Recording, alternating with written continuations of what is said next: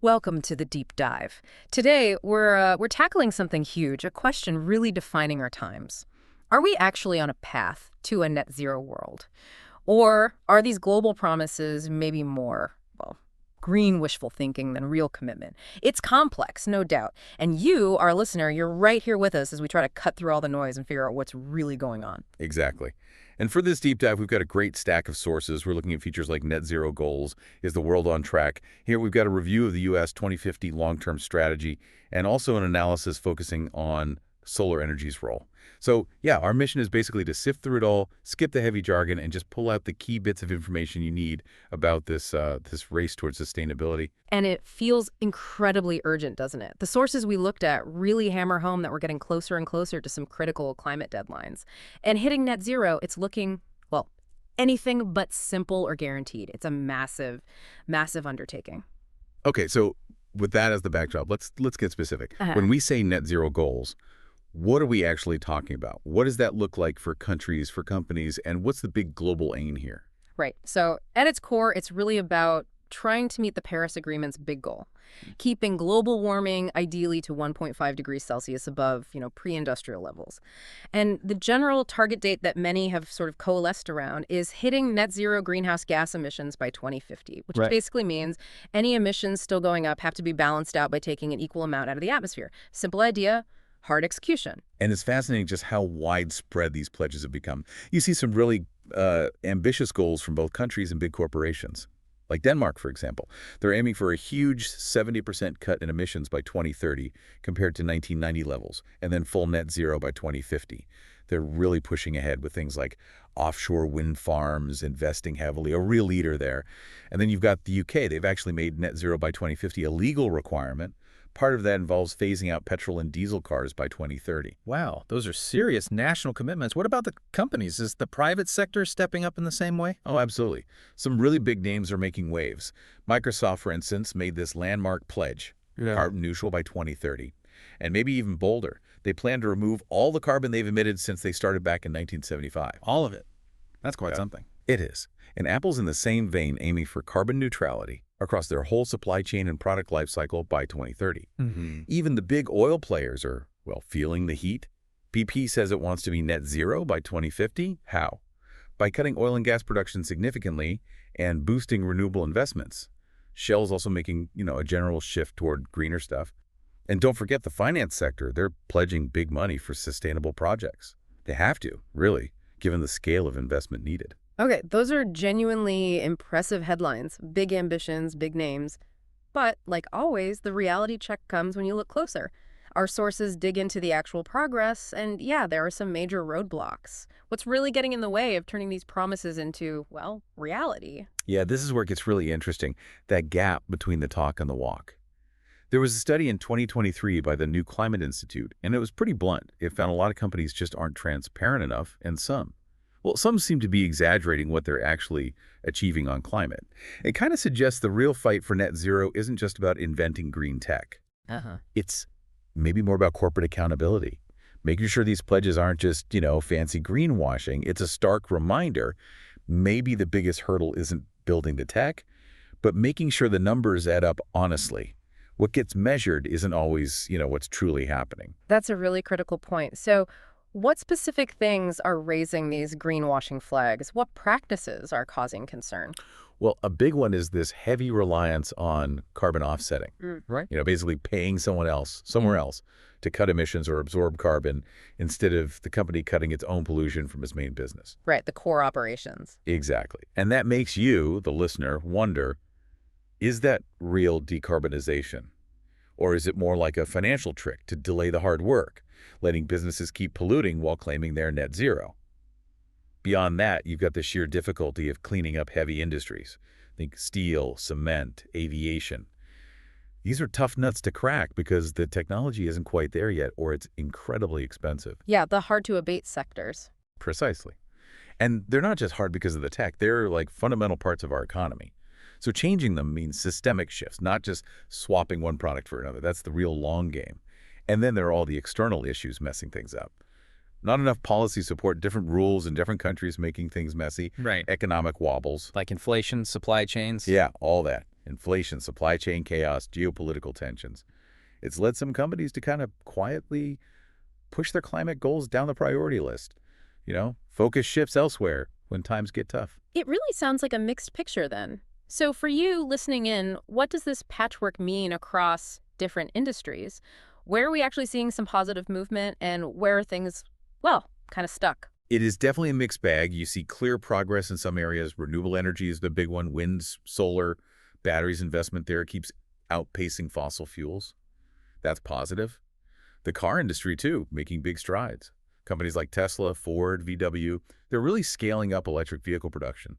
Even in food and drinks, you're seeing companies tackling emissions in their supply chains, looking at sustainable sourcing, regenerative agriculture, things like that. Okay, so some bright spots. Definitely. But then you have those heavy hitters we talked about, steel, cement, aviation.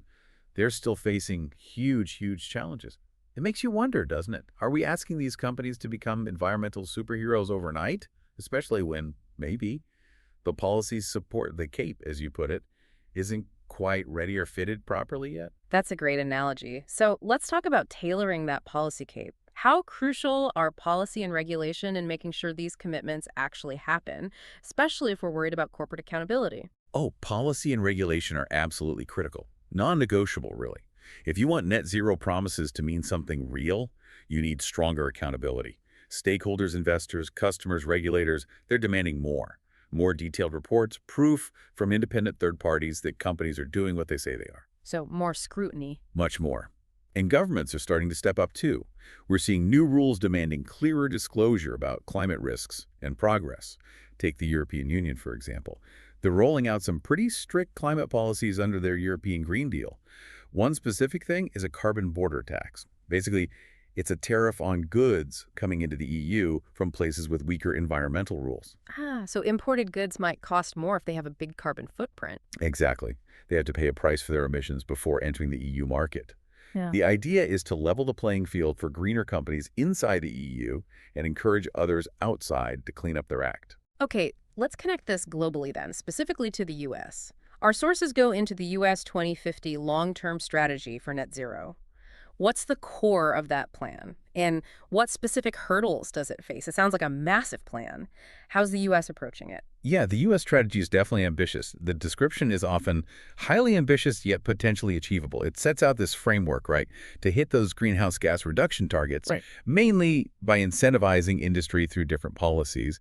It's built around 5 main pillars, basically. Right. First, decarbonize electricity generation, get rid of coal and gas, bring in renewables, nuclear. Second, electrify everything possible. Cars, heating, and switch the fuel that can't be electrified to clean alternatives, like maybe hydrogen or sustainable biofuels. Third, cut energy waste. Just use less energy overall through efficiency. Sounds simple, but it's huge. Fourth, tackle methane and other potent greenhouse gases, not just CO2, things from agriculture, landfill, oil and gas operations. And fifth, scale up ways to actually remove CO2 from the atmosphere. That's things like planting trees, but also tech solutions. And a lot of the funding for this, the initial push anyway, comes from tax incentives and grants in the Inflation Reduction Act. Got it. 5 big pillars. But ambitious plans always hit roadblocks.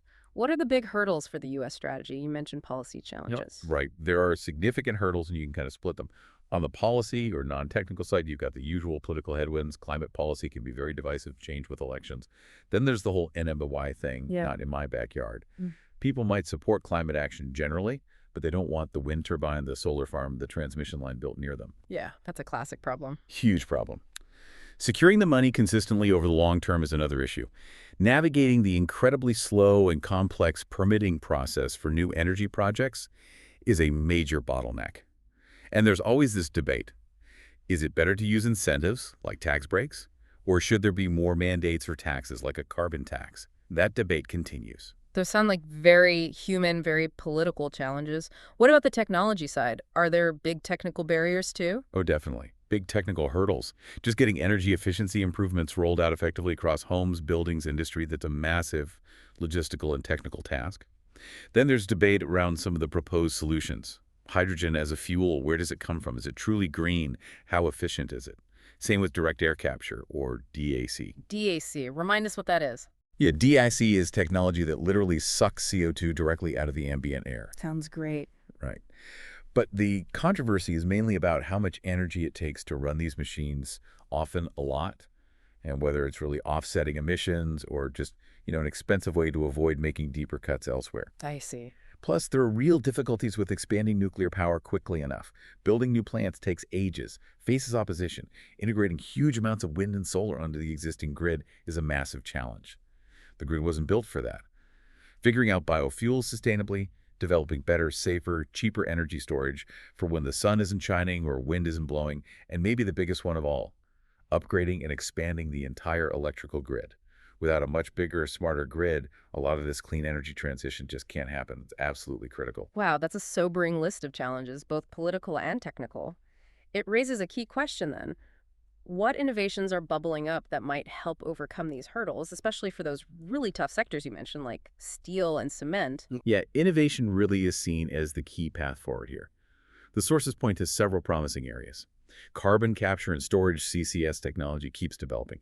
That's about capturing CO2 where it's produced, like at a factory, and storing it underground. Yeah. Then there's green hydrogen. That's hydrogen produced using renewable electricity. For heavy industries like steelmaking, green hydrogen could potentially replace fossil fuels used in those super high temperature processes. That would be a game changer. And next generation nuclear energy. People are working on smaller modular reactors that could be built faster, maybe safer, and provide that constant, reliable, clean power that sometimes renewables can't guarantee 2004/7. Interesting. So new tech options. Exactly. The thinking is that these kinds of innovations, combined with much better energy efficiency across the board and just deploying way more existing renewables like wind and solar, that combination is what's needed to hit those global climate goals. And speaking of renewables, our sources specifically pulled out solar energy. Why the focus on solar? What's its particular potential in this whole decarbonization effort? Solar gets a lot of attention because its potential is just enormous and the costs have come down dramatically. There are basically two main types you hear about. Solar photovoltaic, or PV, that's your typical solar panel on a roof or in a field, converting sunlight straight to electricity. But there's also concentrating solar power, CSP, that uses mirrors, sometimes huge fields of them, to focus sunlight, create intense heat, and use that heat to generate electricity, often storing some heat to produce power even after sunset. More complex, often utility scale. Right, so two different approaches. Yeah, both with great potential to meet our energy needs. And the benefits are clear, right? It generates electricity with zero emissions. It can lower energy bill for people and businesses. And building and installing all this solar creates a lot of jobs. The forecasts basically show solar energy having massive installation growth worldwide in the coming years. So investing in solar and other clean tech is just seen as absolutely crucial for sustainable development moving forward. So let's bring it all together. What does this complex picture mean for you, the listener? We've talked about these huge, ambitious goals. We've definitely uncovered some pretty significant challenges, but also looked at the innovations trying to solve them. The main theme seems clear, though. The window for talk might be closing. Real, measurable action seems to be what's needed now. Absolutely. If you connect all these dots, the big picture is really about turning promises into actual lasting change on the ground and the path forward.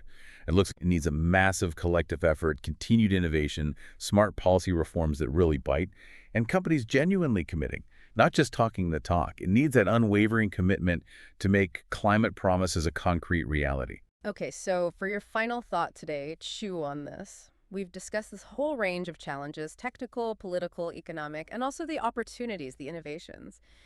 If you had to pick one thing, what specific technological breakthrough or maybe a single policy shift do you think could be the most impactful catalyst? The thing that could really accelerate this global shift to net zero? It's a really complex situation, we know that.